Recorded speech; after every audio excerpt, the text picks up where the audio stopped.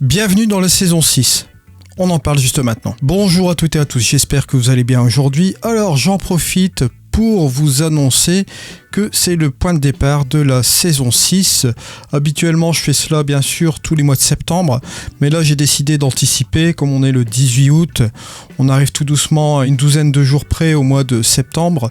Je décide de vous annoncer ce qui va se passer sur ma chaîne YouTube concernant la photographie, la retouche, toutes ces choses. On va parler de deux choses, bien sûr, ça va se passer en deux temps. Vous allez avoir la partie, ce qui concerne la photographie sur le terrain, sur mon partenariat, bien sûr, avec Kenfef. Comme vous le savez très bien, je suis ambassadeur France et Royaume-Uni. Kenfef, ça s'est déroulé donc cette année. Concernant les logiciels de post-production, il va y avoir du nouveau. Je vais vous l'annoncer aussi tout de suite. Par rapport à ce que je vous avais annoncé, ces vacances. Alors, bien sûr, pendant ces vacances, j'étais actif sur ma chaîne YouTube et j'ai dû reformuler un petit peu tout ce qui se passait sur ma chaîne.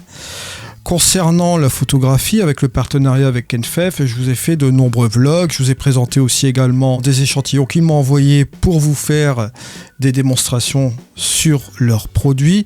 J'ai été bien évidemment sur des vlogs afin de vous faire et de vous réaliser des petites démonstrations comme cela. Je vous ai fait des reviews aussi également à l'intérieur. Je vous ai fait par ailleurs une review sur les trépieds que j'ai testés de chez eux. Si vous avez l'intention de vous procurer un trépied, je vous ai mis un petit guide que j'ai réalisé juste hier. Vous pouvez aller voir ce guide bien sûr en vidéo. Je vous explique mes retours d'expérience sur ces différents trépieds et ce que je pense de ces différents trépieds selon les situations. Alors il va sans dire que au niveau des vlogs avec Kenfef, cela va continuer aussi également, ça va agrémenter bien sûr la chaîne, mais il y a aussi la partie retouche photo. La partie retouche photo, vous avez vu que ça a été assez mouvementé pendant ces vacances. J'ai fait quelques tests. Ces sorties photos sous forme de vlog où j'ai pris de nombreuses photos m'ont permis justement d'y voir un petit peu aussi plus clair, de souffler un peu, de me retirer un peu de, comment dirais-je, de tout ce qui est retouche photo pour me concentrer un petit peu plus sur la photo proprement dite et d'essayer des solutions un peu diverses et de voir où j'en étais avec les logiciels de post-production. Alors au départ, j'ai voulu essayer tout simplement Luminar Neo. D'accord, j'ai voulu utiliser cette solution-là pendant les vlogs. Ensuite, vous avez remarqué que j'ai utilisé Photoshop et Camera Raw à un moment donné, quand j'utilisais encore la suite Adobe. Ensuite, j'ai utilisé bien évidemment la suite All-in-One pour certaines choses. J'ai aussi utilisé NX Studio et j'avais mis un petit peu en pause ce qui était DxO. Je vous avais dit que pour l'instant, je mettais un petit peu en pause ce programme-là. Pour cette rentrée, j'ai tout simplement décidé de reprendre mes fondamentaux au niveau des logiciels de post-production. Vous avez vu que Skyloom continue finalement le logiciel Luminar Neo, ce qui est une bonne chose pour la chaîne. On va pouvoir continuer les tutoriels également aussi sur Luminar Neo. Concernant All-in-One, j'ai fait du rattrapage au niveau des tutoriels pendant tout ce mois d'août et un peu une partie du mois de juillet aussi également. Je vous ai apporté des tutoriels sur All-in-One et ce n'est pas fini parce que j'ai encore des choses à vous rapporter bien sûr. Vous savez très bien. Concernant DxO, j'avais couvert quand même une bonne partie de la playlist concernant DxO Photolab 7, mais j'ai une bonne nouvelle pour vous, je reprends les tutoriels concernant les suites DxO, et il se trouve que je vais reprendre aussi quelques petits tutoriels aussi sur Photolab 7, et éventuellement on verra un petit peu ce qui va se passer au niveau de la suite chez DxO aussi également, donc sachez-le, je reprends aussi également la suite DxO sur ma chaîne YouTube. Pourquoi je reprends ces trois fondamentaux? On va reprendre donc forcément ces trois programmes-là. Ça va me forcer à utiliser un catalogueur encore unique qui est Texhire, donc je le continue aussi également. Je vous l'avais dit de toute façon que je le laissais aussi sur la chaîne. Je vous l'avais présenté, on continuera bien évidemment à le présenter lorsqu'il y aura des nouvelles versions, bien sûr. Ce catalogueur me servira, dans mon cas, pour utiliser les différents tutoriels que je vais faire sur les différents logiciels de post-production où je vais regrouper principalement trois compagnies qui vont être DxO, All-in-One et bien sûr des logiciels de chez Skyloom. Concernant donc Luminar Neo, ça a été fait il n'y a pas longtemps, je vous ai présenté ce qui allait se passer aussi également, donc il y aura une continuité bien sûr.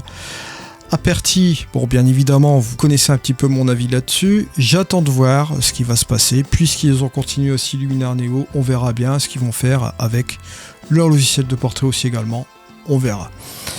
Donc je vais voir un petit peu tout cela. Je voulais vous apporter aussi une petite idée aussi également chez ON1. Ils viennent de sortir la mise à jour du plugin ON1 FX 2024.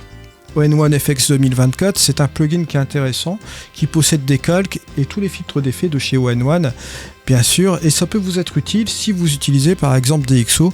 Comme vous avez un manque de calque, vous pouvez combler bien évidemment avec ce logiciel, pourquoi pas. Alors c'est une proposition que je peux vous faire aussi, je vous mettrai tous les liens dans la description de cette vidéo. Alors bien sûr, vous avez d'autres logiciels qui pourraient peut-être éventuellement faire des apparitions aussi sur la chaîne. Je pense notamment à Radiant Photo, si je dois faire quelques petits trucs aussi dessus. Je vous l'avais présenté à un moment donné, donc il est toujours dans mes liens d'affiliation aussi également. Vous pouvez aller voir les vidéos, il y a quelques petits trucs qui ont été améliorés sur ce logiciel. Je sais que c'est toujours en construction et en perpétuelle évolution au niveau de ce logiciel. Vous avez aussi également tout ce qui est suite Topaz. Bien sûr, il y a eu quelques modifications qui se sont faites aussi. Il y a le logiciel également à tout faire. Mais moi, mon noyau principal, en finalité, on reprend ce que je vous avais dit comme noyau sur celui de 2024. C'est-à-dire tout ce qui tourne autour de DxO, principalement Photolab, Luminar Neo et ON1 Photoro 2024, bien sûr.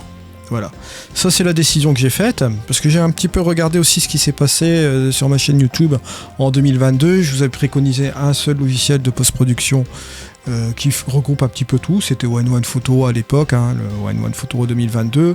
Je n'ai pas changé, la 2024 est encore meilleure encore aujourd'hui, donc elle regroupe pas mal de choses. Mais je me suis aussi préoccupé de ce que je vous ai dit aussi en 2022. Je vous avais donné aussi 3 logiciels de post-production. Et ça n'avait pas changé par rapport à 2024 aussi, c'était toujours DxO Photolab, aussi la suite aussi également, tout ce qui est dérivé avec Puro, etc., pour ceux qui le souhaitent. Vous avez aussi, comment dirais-je, la Nik Collection aussi qui est toujours là. Vous avez bien évidemment tout ce qui est Luminar Neo, je vous en ai parlé aussi, Luminar Neo, et vous avez aussi également ON1 Photoro. Donc voilà ce qu'il en est. Alors comme je l'ai dit, à partie, j'attends vraiment de voir. Parce que d'après les communications que j'ai eu 2-3 communications. Maintenant Skyloom m'a dit de patienter, de voir la version finale du logiciel, qui apparemment ne sera pas vraiment ce que fait Luminar, bien sûr. Donc à voir. Je sais qu'il y a un autre logiciel qui est un petit peu sur le même créneau. Il s'agit d'Evoto. Pour ceux qui ne connaissent pas, c'est un logiciel aussi de retouche de portrait. Mais Evoto fonctionne sous forme de crédit. Vous devez acheter des crédits. Vous n'achetez pas le logiciel. Vous pouvez par ailleurs même l'essayer. Il y a un essai complet. Il suffit de rentrer votre email et vous pouvez vous rendre sur le site d'Evoto pour aller voir un petit peu ce qu'il en est. Et moi j'attends de voir aussi Aperti pour voir un peu s'ils vont un peu déloger ce type de logiciel, s'ils vont réussir à concurrencer sérieusement ce type de logiciel, pourquoi pas. On m'a dit de patienter, je vais voir, c'est d'après leur dernière communication, on verra bien comment cela va aller, bien sûr. Voilà, c'est toutes les nouvelles que je tenais à vous dire concernant cette rentrée. Alors, je mets encore d'autres formats aussi également, mais sachez, vous aurez toujours vos 3 logiciels favoris concernant Photolab, concernant Luminar et concernant, bien sûr, ON1. Voilà. Après, il y aura toujours les autres choses annexes que je pourrais ramener ponctuellement.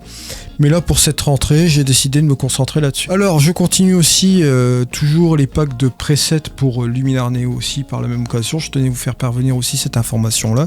Ça continuera aussi. Je vais toujours fournir du contenu. Je vous remercie de m'avoir suivi. On se retrouve dans une prochaine vidéo. C'était Eddy. Allez, ciao.